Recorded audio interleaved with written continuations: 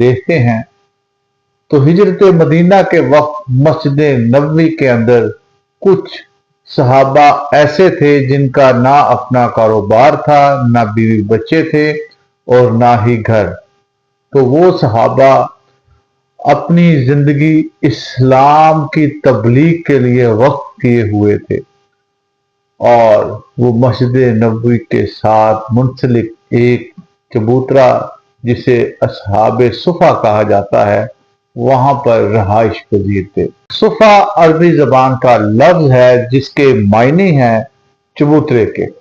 यानी कि ऐसा चबूतरा जहां पे उस वक्त असहाब बैठते थे। तो उसको बाद में कुछ